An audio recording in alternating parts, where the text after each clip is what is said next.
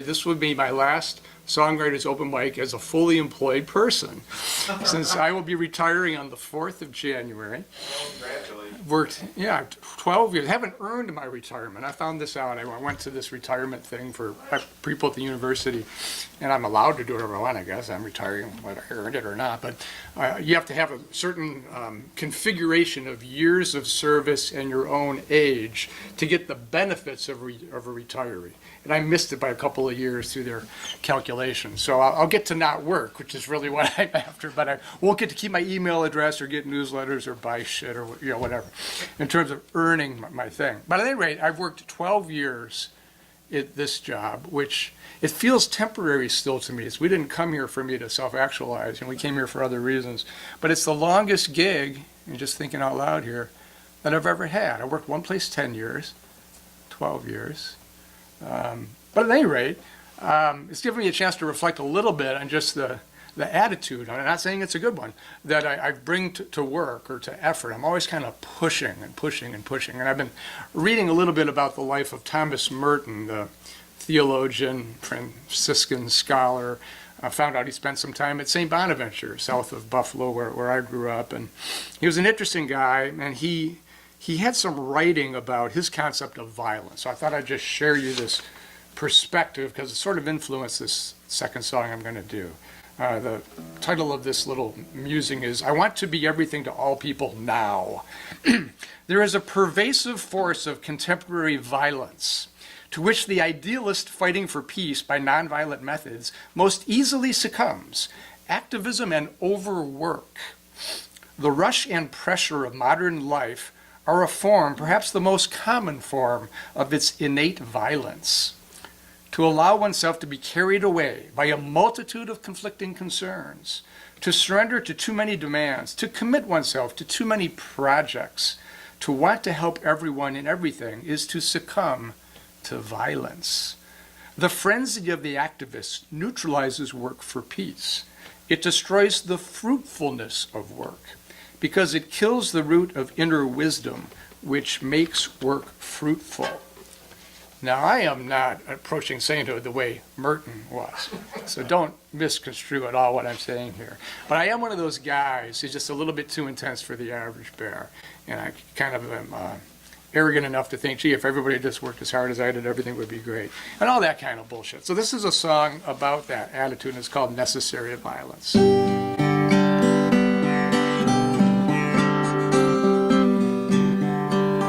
And it needs a capo. And I have it here, I think. Yeah, here it is. The last song needed a capo too, but you were polite enough not to mention that. There we go.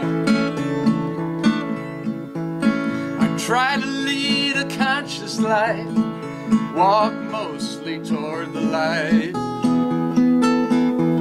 I have a fairly well-developed sense of wrong and right.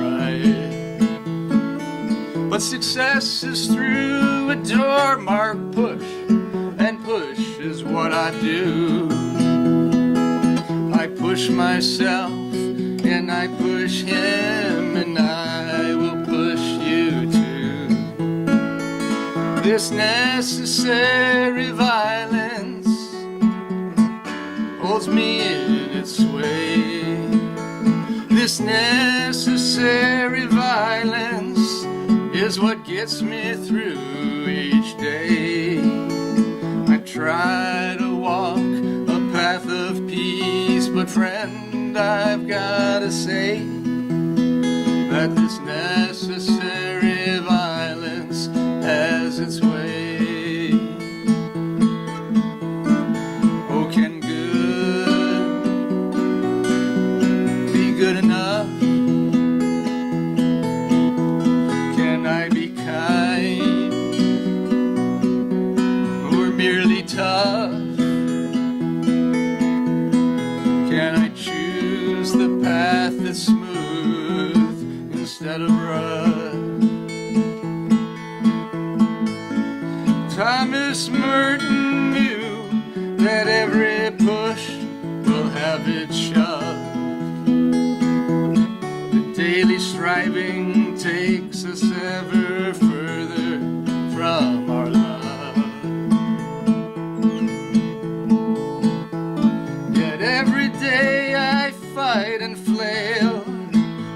matter all about. The ceaseless turmoil seething I've mistaken as my cloud. Yes, this necessary violence has got its hooks in me. This necessary violence, I know it holds the key. I need a softer hammer now to set my shackles free. This violence should not be necessary. Oh, deep-hearted yearns as the tension it returns. The fight and flight inside of me, it burns. This unnecessary violence holds me in its sway. This unnecessary violence is what gets me through each day. I try to walk a path of peace, but friend, I've gotta say, this unnecessary violence has its way.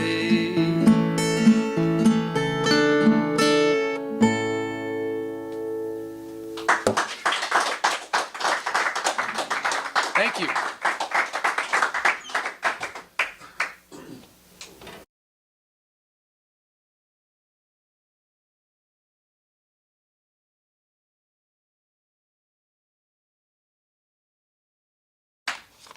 So even though we have no snow, I'm pretty much the happiest guy alive because I retired from my job on Friday.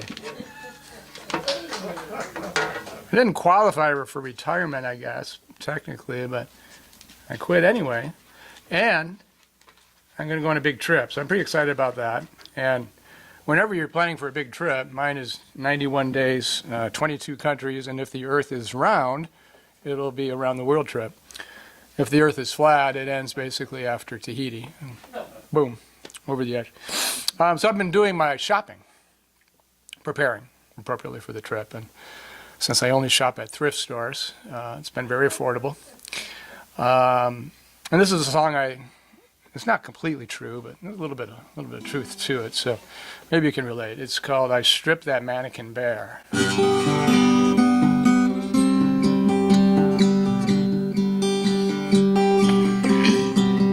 I hit the Goodwill after work.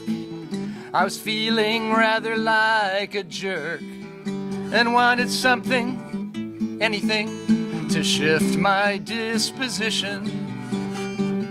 A trendy cot fit caught my eye.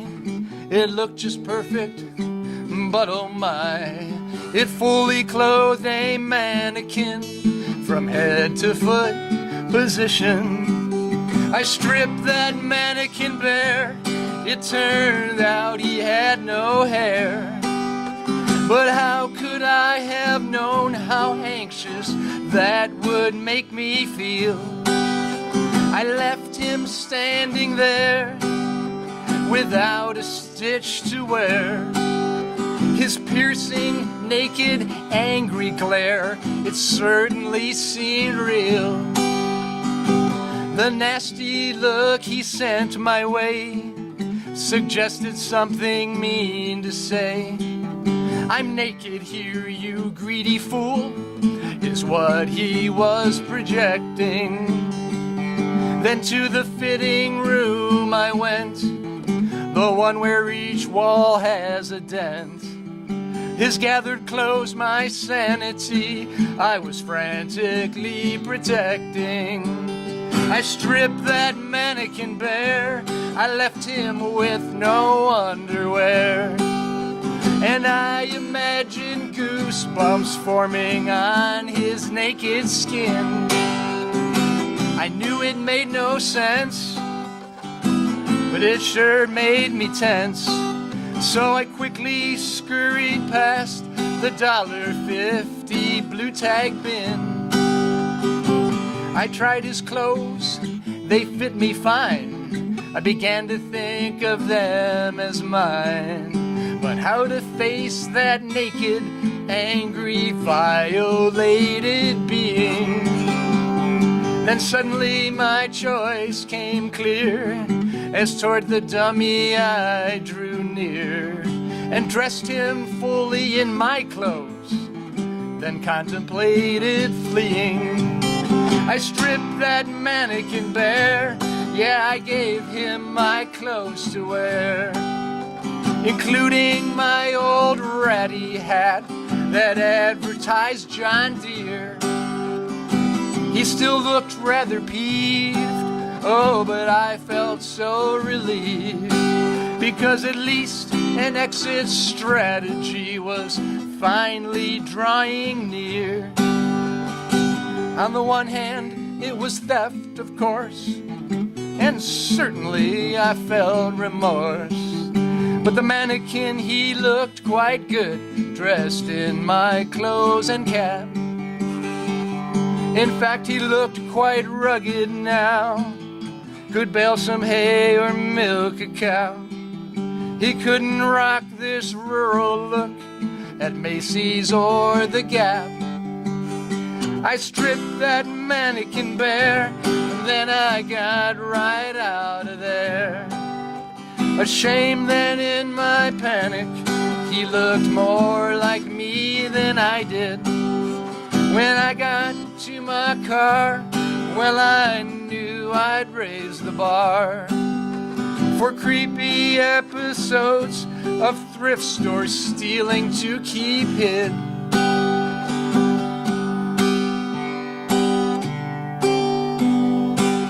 I just wrote a check to Goodwill Inc., then felt a bit less like a fink.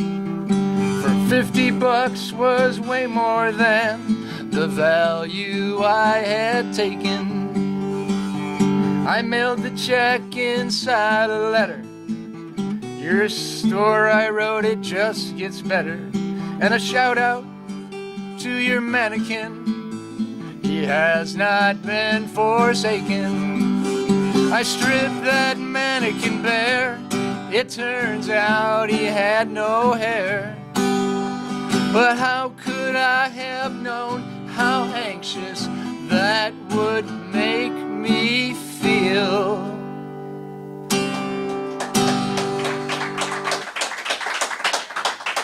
Thank you very much. I appreciate it.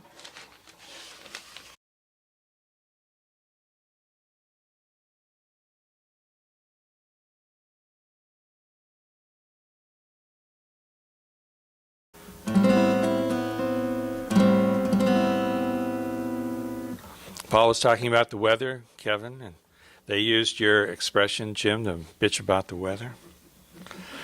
So it's cold, right? It's cold. So I got to do my song about it being cold out. It's called Fireplace Flames.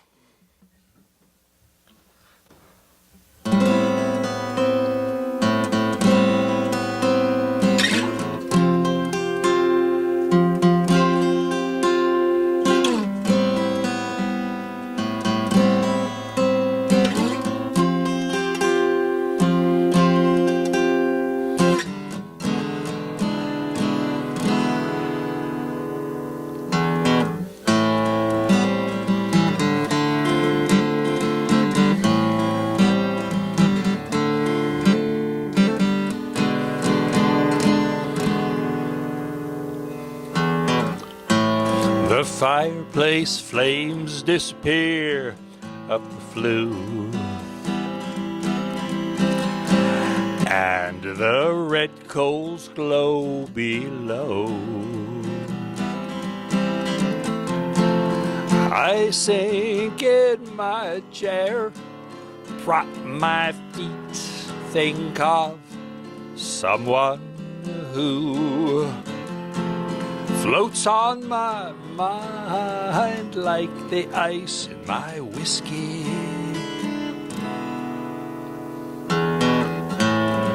I don't know what comes now. It goes down sweet. I feel the heat.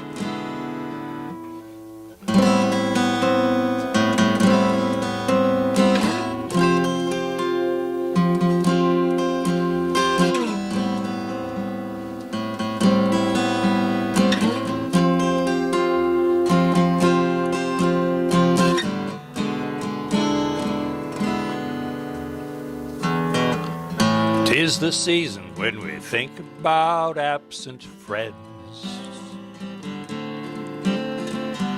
or former lovers who moved on since way back when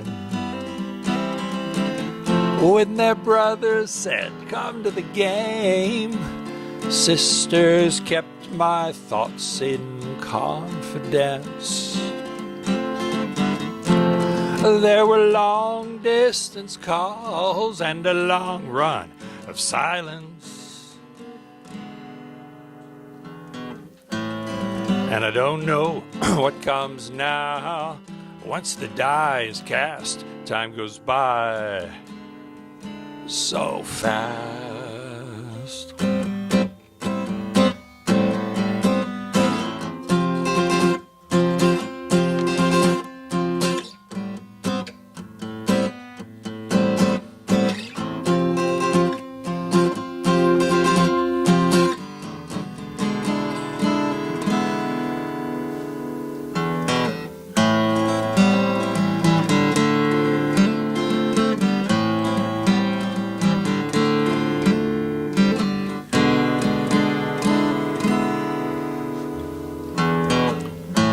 To tend the fire, here's what I do. Not to control, to encourage and to coax. Put something in the flame, be there with what it needs when it needs. The flames dance in my mind like ice in my whiskey. And I don't know what comes now. It goes down sweet, I feel the heat.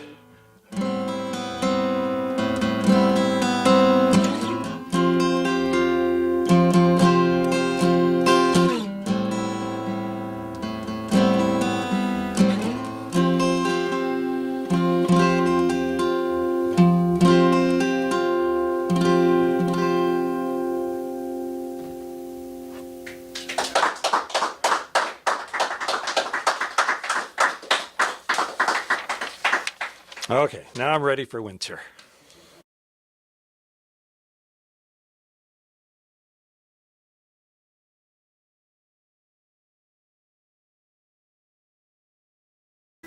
Every once in a while, we get into these conversations about songs that develop and change and where they came from, or changing keys, or putting together pieces.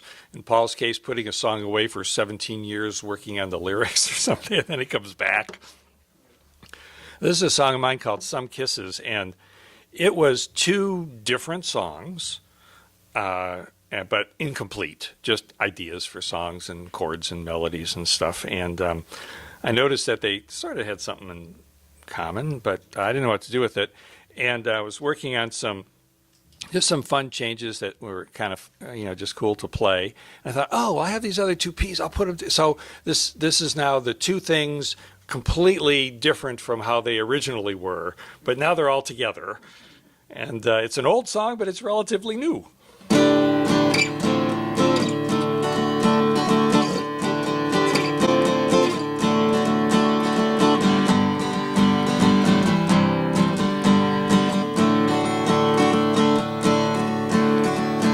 Some kisses hit home like someone means it. Some kisses strike a glancing blow. Most people will claim to know the difference. But some women I swear I'll never know. And when you get it right, just keep it together all night. With some kisses, some kisses, some kisses hit home.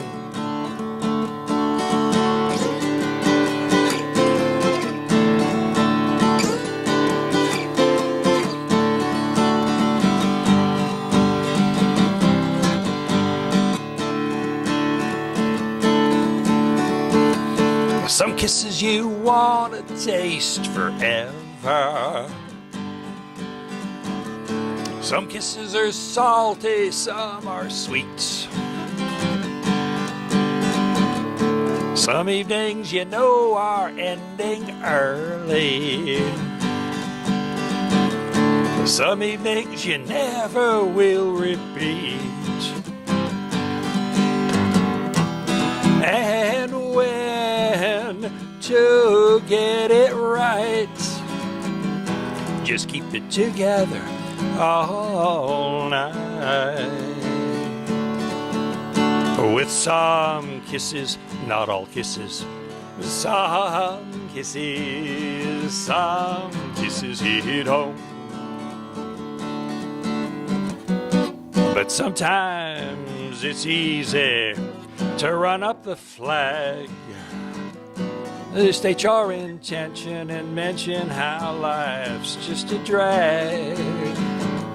And sometimes it's over before it's begun.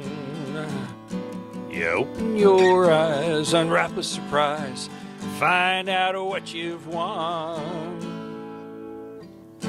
It's some kisses, not all kisses. Some kisses hit home.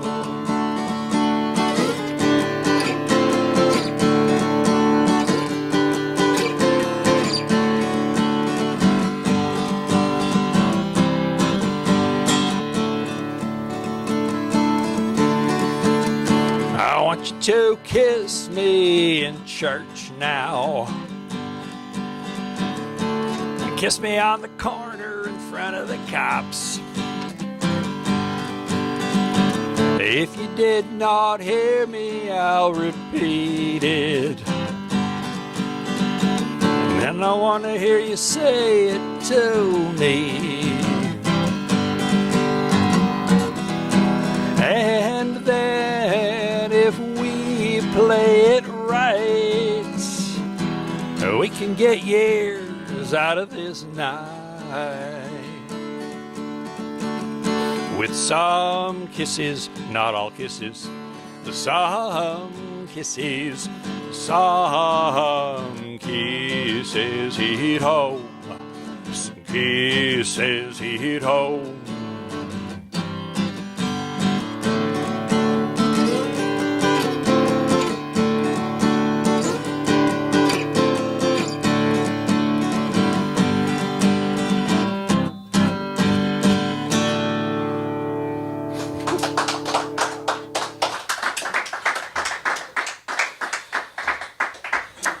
Okay, who's next?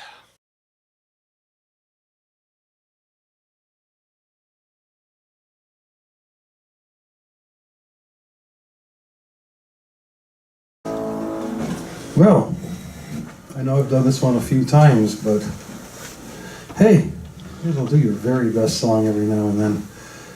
Well, imagine most of the population of America, which is very, very morally conservative,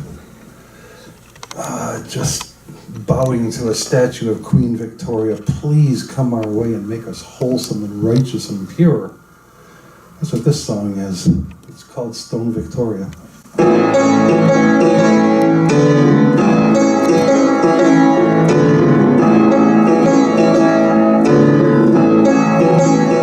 Stone Victoria, oh,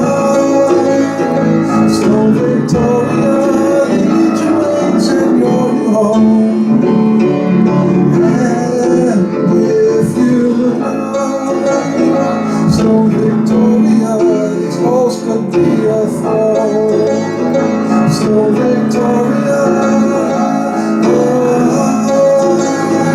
still victorious. Salvation reigns with you, I know.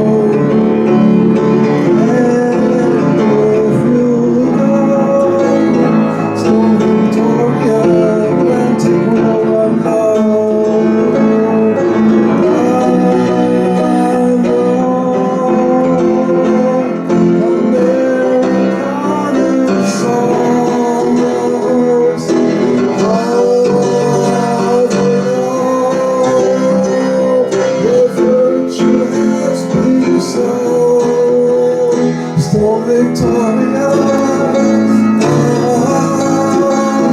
still Victoria, nation waits for you to show.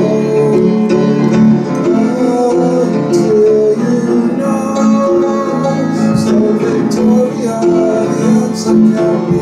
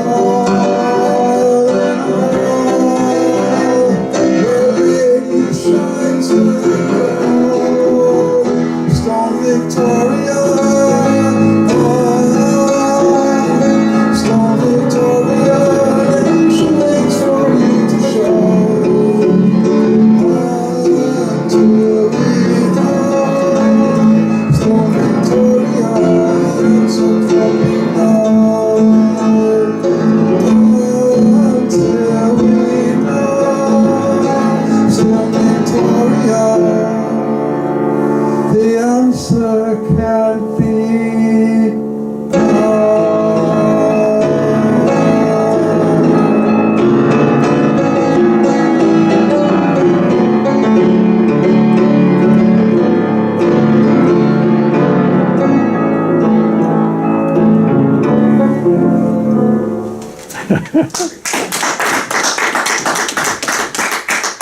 Thank you very much.